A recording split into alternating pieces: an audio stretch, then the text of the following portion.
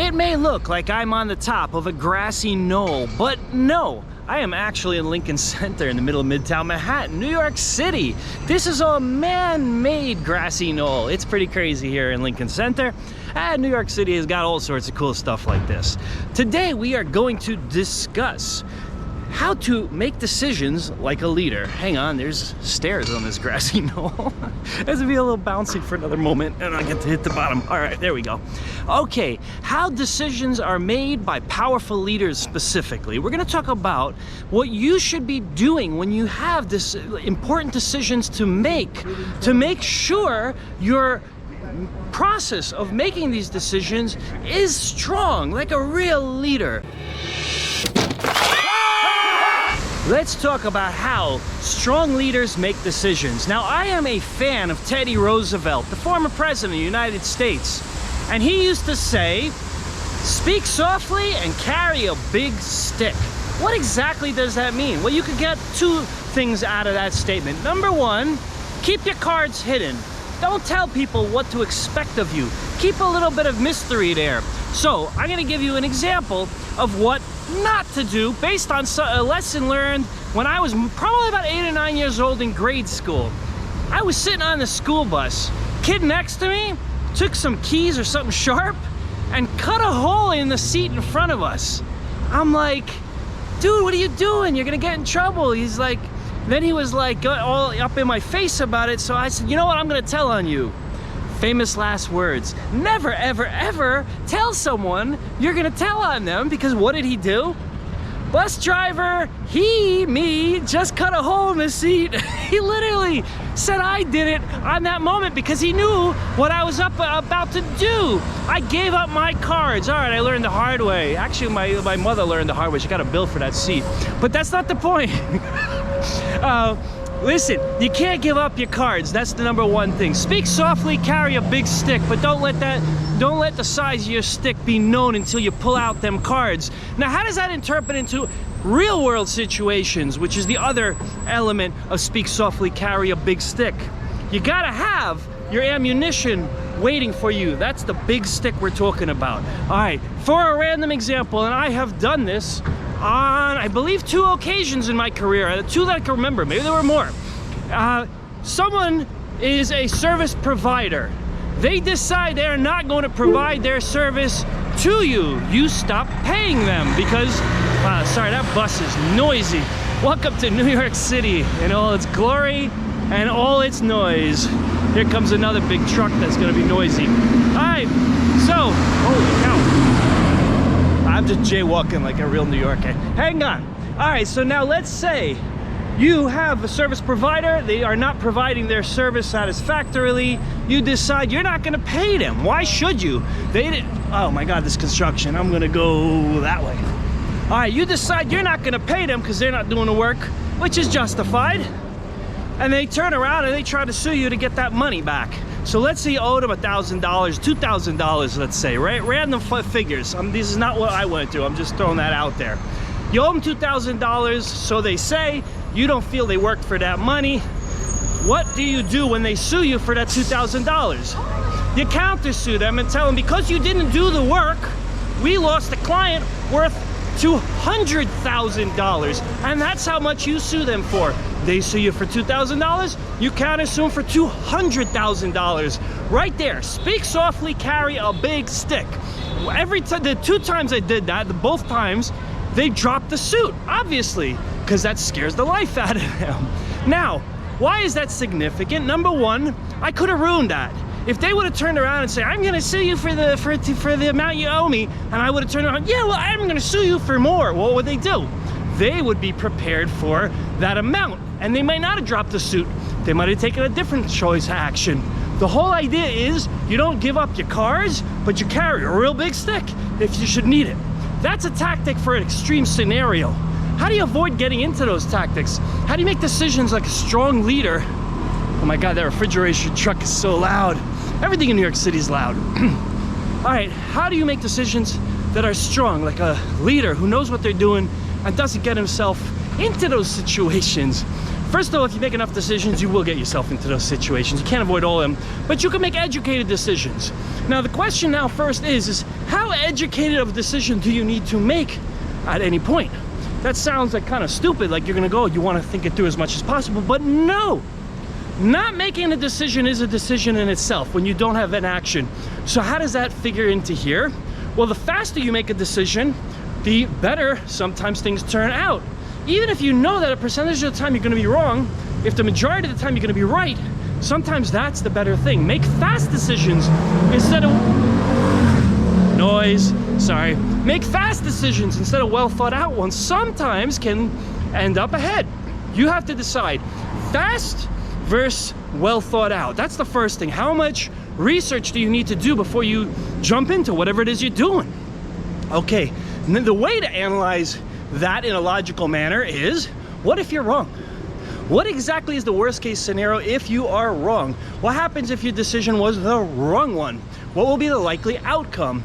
Usually, when you think like that, you realize that whatever the negative outcome is, it wasn't that bad. Oh God, I'm jaywalking like crazy. Hold up.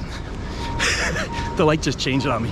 All right, now we're gonna, let's see, how do I enter Central Park from here? Let's go this way. Okay, now, usually when you make decisions quick, you're gonna have more failures than if you make the decisions not so, like, more thought out. That's inevitable. But if the worst case scenario isn't that bad, then maybe you could do it fast. Maybe you could make those choices fast. Now, once you identify what is that worst case scenario, like what's the worst that can happen? Let's say I'm wrong, totally wrong. You figure out, can I lose money? Can I put myself in a liability where I can be sued? Can I ruin my business altogether? All these things. Next thing you do once you figure that out is not panic, because usually those things aren't that bad. That's the first thing. Can you recover from all those scenarios? What can you do to make the worst case scenario less bad? That's another thing. All right, maybe if you put protections in place, the worst case scenario isn't really gonna be that bad that you have to worry about it. Oh, wait a minute, now we're getting somewhere, we're progressing. All right, now, let's say you have your contingency plan. Oh, he's doing a wheelie over there on the bicycle. All right, let's say you have that contingency plan in place, right? Now you know what you're gonna do in worst case scenario. What actions preemptive can you do to ensure that those things don't actually happen? All right, what can you do to make sure the worst case scenario does not take place, or at least is a lower likelihood of taking place?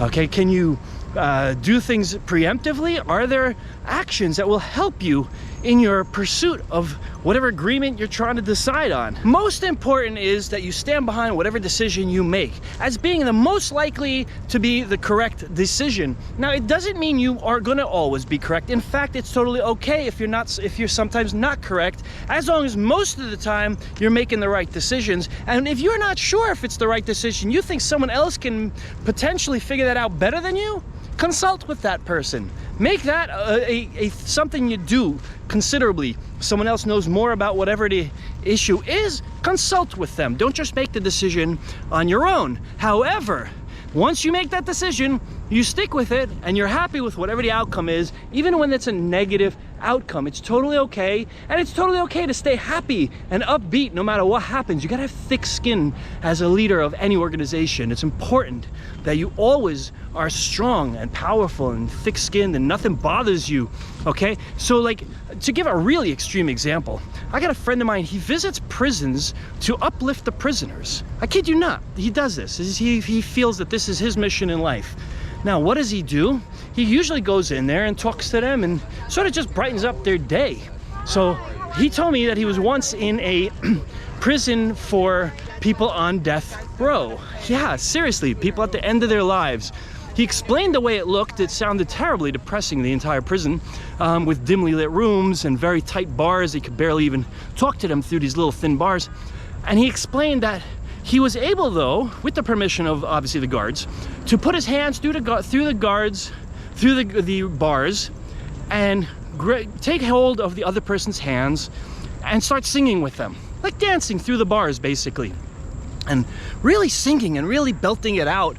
And he managed to bring up the spirits of someone who had nothing left in his life. He's in a dark, dim cell on death row, and he managed to get that person happy. Mind you, it was temporary, I'm sure, but still, if someone in that position, that terrible last resort situation in life, can find happiness, even albeit momentary, you can be happy with whatever happens, because your business loss, I assure you, is still gonna put you in a better position than that dude on death row.